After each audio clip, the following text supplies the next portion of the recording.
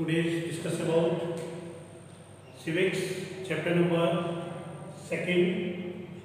इसका शीर्षक है स्वास्थ्य में सरकार की भूमिका। आज हम लोग इस शीर्षक के बारे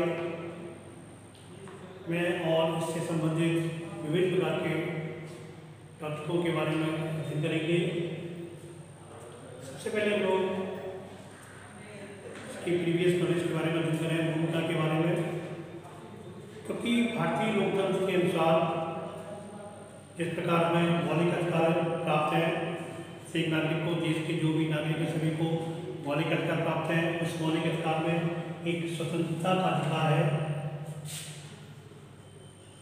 जो सभी नागरिकों को प्राप्त है, और उस स्वतंत्रता के अधिकार के अंतर्गत ही स्वास्थ्य को भी स्वतंत्रता के अधिकार के अंतर्गत किया गया है। इसी प्रकार के स्वास्थ्य से संबंधित हर व्यक्ति को उसमें भी स्वतंत्रता का अधिकार प्राप्त है।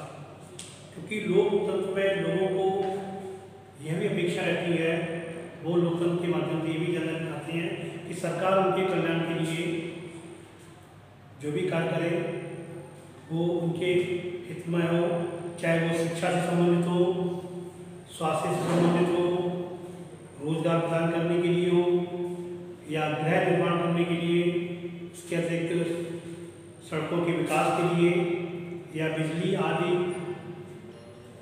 व्यवस्था मुहैया कराने के लिए हो।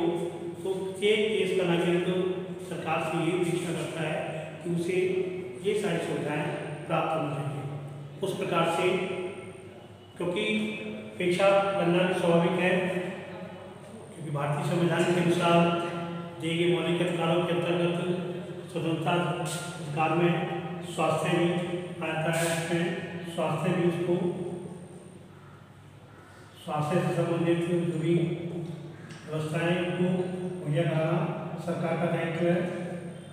इस प्रकार से अब सर्वप्रथम बात आती है आपके स्वास्थ्य क्या है, इसके बारे में हम लोग अध्ययन करने जा रहे हैं। स्वास्थ्य का ये तो क्लियर हो गया कि स्वतंत्रता के अधिकार के अंतर्गत हमें स्वास्थ्य से संबंधित जो भी वस्तुओं का या किसी भी का वो सरकार के दायित्व के आधार पर हमें प्रदान होनी चाहिए। स्वास्थ्य के बारे में हम अनेक प्रकार से सोच सकते हैं, कई तरह से अलग अलग तरीकों से हम जान सकते हैं। क्योंकि स्वास्थ्य का अर्थ हमारी एक तो होता है कि स्वास्थ्य का अर्थ होता है हमारी बीमारियों या चोट लगना, इनसे संबंधित होते हैं या उनसे, लेकिन स्वास्थ्य केवल बीमारियों से संबंधित नहीं है।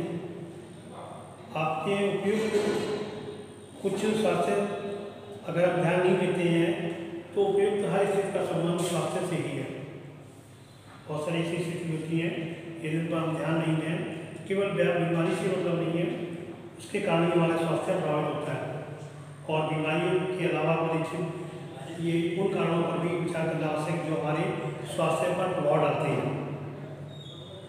उदाहरण के लिए यदि हम लोगों को पीने के लिए स्वच्छ पानी और प्रदूषण मुक्त वातावरण मिले तो वे सामान्यतः स्वस्थ रहेंगे। सर्वप्रथम यह बीमार होने का कारण भी होते हैं कि हमें वातावरण, शुद्ध वातावरण मिले, स्वच्छ पानी मिले। यदि ऐसा मिलेगा तो निश्चित ही हमारा स्वास्थ्य वो सही रहेगा। और इसके अतिरिक्त दूसरी तरफ अगर हम ध्यान दिया जाए तो दूसरी ओर से यदि लोगों को भरपेट भोजन न मिले तो उन्हें घुटन भरी अवस्था में रहना पड़े, उनके बीमार पड़ने की संभावना अधिक है। क्योंकि भोजन, उचित भोजन न मिलने पर भी व्यक्ति वो अस्वस्थ हो जाते हैं, कई बीमारियों से ग्रसित हो जाते हैं। उन्हें उचित मात्रा में एक बैलेंस डाइट या संतुलित आहार जब व्यक्ति को मिल रहा है, एक आपने सुना होगा कुपोषण नाम की जो बीमारी होती है उसकी चपेट में भी लोग आ जाते हैं। तो उसके बीमारी की चपेट में आ जाना में क्या होगा, अस्वस्थता, व्यक्ति अस्वस्थ रहेगा। इस प्रकार से स्वास्थ्य से संबंधित कई कारण अर्थ होते हैं, लेकिन वास्तविक के रूप में स्वास्थ्य का अर्थ जो है वो हमारे किसी प्रकार की बीमारी या चोट से मुक्त होना। हम जो भी कार्य करें चुस्ती से करें और उसे ऊंचे मनोबल के साथ करना चाहिए। क्योंकि सुस्त और कमर रहना चिंताग्रस्त होना, लंबे समय तक डरे से रहना स्वास्थ्य जीवन के लक्षण नहीं है। ये भी चीज़ आती है कि हमारे अंदर स्फूर्ति होनी चाहिए। स्वास्थ्य एक अच्छे स्वस्थ व्यक्ति के लिए कहा भी गया है, स्वस्थ शरीर में स्वस्थ मस्तिष्क वास करता है, इसलिए हमें अपने आप को स्वस्थ रखना चाहिए और हमको हमेशा तनाव मुक्त और प्रसन्न रहना चाहिए, क्योंकि हमारे जीवन के ये सबसे पहलू स्वास्थ्य के हिस्से हैं। हमारे जीवन का जो पहलू है स्वास्थ्य वो क्या है, हम सबको तनाव मुक्त और प्रसन्नचित्त रहना चाहिए। अगला टॉपिक आता है इसी से संबंधित भारत में स्वास्थ्य सेवाएं। भारत में विभिन्न प्रकार की सेवाएं जो सरकार के द्वारा जनहित तक मुहैया कराई जाती हैं, उन स्वास्थ्य सेवाओं के का हम लोग परीक्षण करें या किसी शाखा के माध्यम से इसका अध्ययन करते हैं, क्योंकि में भारत में सर्वाधिक चिकित्सा महाविद्यालय है और यहाँ सबसे अधिक डॉक्टर तैयार किए जाते हैं। भारत में अधिकांश डॉक्टर शहरी क्षेत्र में बसते हैं। ग्रामवासियों को डॉक्टर तक पहुँचने के लिए लंबी दूरी तय करनी पड़ती है, क्योंकि ग्रामीण क्षेत्र में जनसंख्या के मुकाबले डॉक्टरों की संख्या काफ़ी कम है। डॉक्टर यानी भारत देश में अधिक तैयार होते हैं, लेकिन ग्रामीण क्षेत्रों में शहरी क्षेत्रों की अपेक्षा जो अच्छे डॉक्टरों की जो संख्या होती है वो कम होती है। कई पिछले वर्षों में स्वास्थ्य सेवाओं की सुविधा में काफ़ी वृद्धि भी हुई है।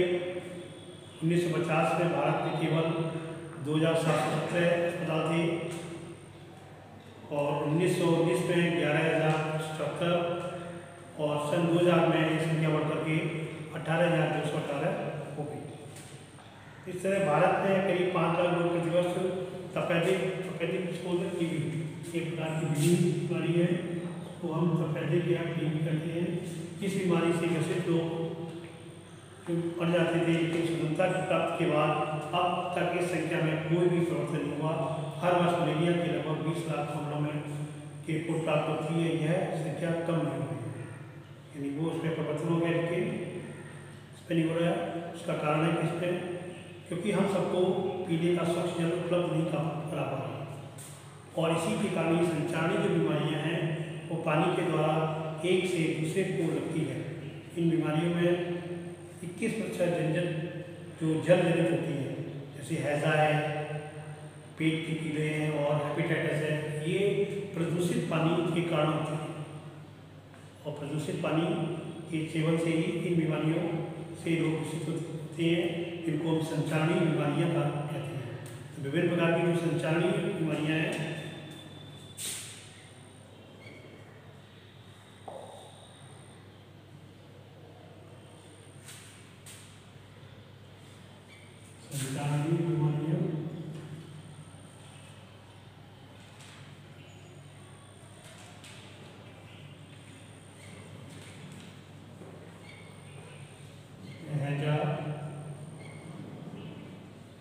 और पेट से संबंधित कीड़े हो जाते हैं।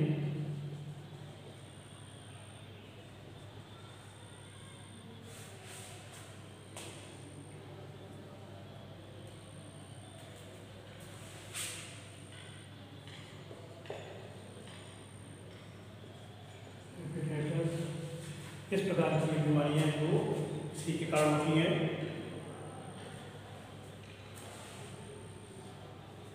के बाद आता है इन बीमारियों से यह भारत के विश्व में जो दवाइयाँ निर्मित कराने वाला तीसरा बड़ा देश है।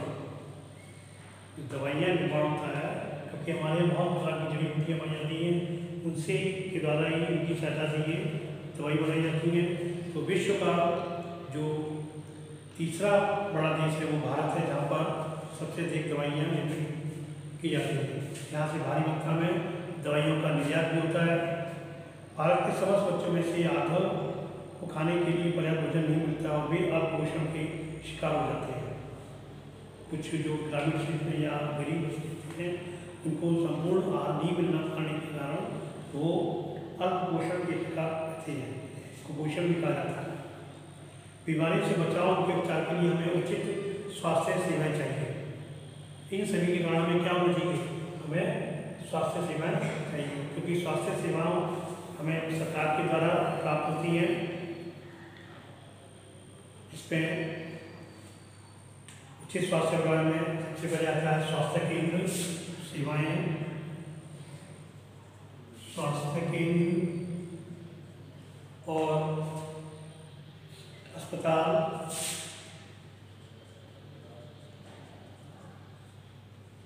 परीक्षण केंद्र, यहाँ पर परीक्षणों के लिए प्रयोगशालाएं निर्मित होती हैं। प्रयोगशालाएं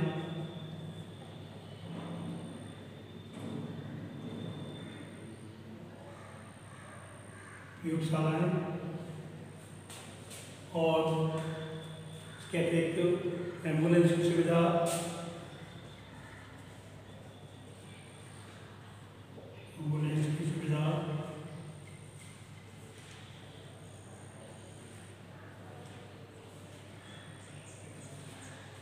और ब्लड बैंक आदि।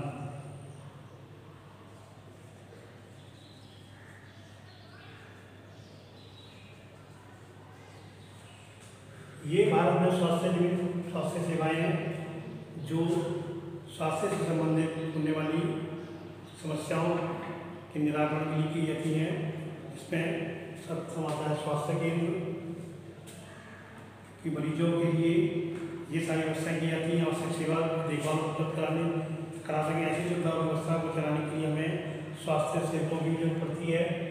अस्पताल और स्वास्थ्य केंद्र में जहाँ पर सेवक, नर्स या योग या डॉक्टर और इनके अतिरिक्त बड़े बड़े अस्पताल होते हैं, वहाँ पर कुछ स्पेशल विशेषज्ञ स्पेशलिस्ट होते हैं जो हर बीमारी के अलग अलग स्पेशलिस्ट डॉक्टर कहलाते हैं,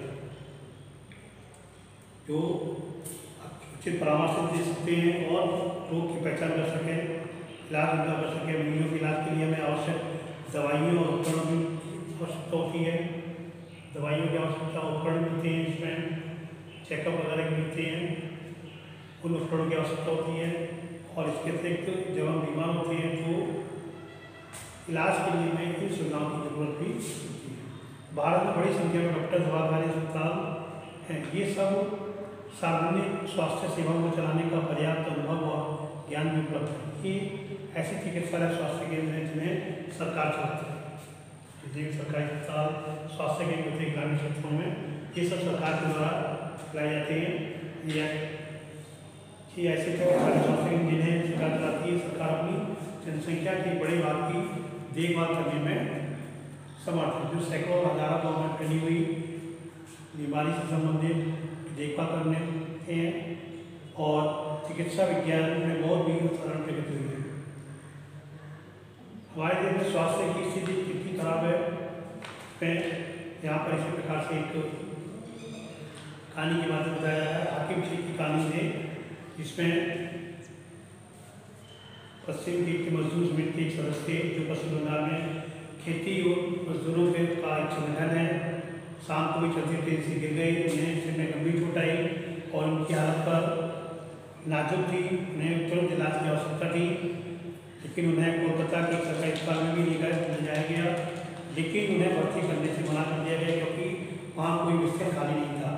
दूसरे अस्पतालों में आवश्यक सुविधाएँ या इलाज के लिए जरूरी विशेषज्ञ नहीं थे। इस प्रकार अत्यंत गंभीर हालत में उन्हें 14 घंटे के अंदर 8 सरकारी अस्पतालों में ले जाया, जिससे आपके किसी भी मरीज को भर्ती नहीं किया। अंत में एक अस्पताल में भर्ती कराया गया, जहाँ उनका इलाज किया गया। उन्हें अपने इलाज पर बहुत पैसा खर्च किया गया। जिन अस्पतालों ने उन्हें भर्ती करने से इनकार कर दिया, उन्हें अपेक्षा हो गई। इससे नाराज चुप होकर हाकिम ने FIR करके कोर्ट में मुकदमा भी दायर कर दिया। तो यहाँ पर देखा गया कि सुविधाएँ तो हैं, लेकिन उतनी पर्याप्त मात्रा में सरकारी सुविधाएँ नहीं उपलब्ध हो पा रही हैं। जिस प्रकार से हाकिम सिंह के साथ एक घटना हुई कि बहुत सारे सरकारी अस्पतालों में गए, लेकिन वहाँ पर कहीं बेड की बहुत सारी थी, तो कहीं स्पेशल डॉक्टर नहीं थे उनको देखने के लिए। लेकिन अंत में उन्हें एक जो सार्वजनिक के अतिरिक्त जो प्राइवेट वाले होते हैं, उन उसमें जाकर के अस्पताल में दिखाया, उन्होंने निजी अस्पताल में भर्ती कराया। निजी अस्पताल में सरकारी अस्पताल की अपेक्षा अधिक चार्ज लगती है, ज़्यादा खर्च करना पड़ता है। जब व्यक्ति के पास ऐसे कंडीशन में जब पर्याप्त मात्रा में आर्थिक स्थिति सही नहीं होती तो उस कंडीशन में वो सरकारी अस्पताल नहीं जाता है। और सरकार का भी दायित्व होता है, क्योंकि वहाँ पर वो उन्हें सारे अधिकार प्राप्त होते हैं। इसलिए कुछ कमियाँ उन पर धीरे धीरे सुधार किया जा रहा है। आज इससे टॉपिक पर हम लोग इसको सॉल्व करते हैं। धन्यवाद।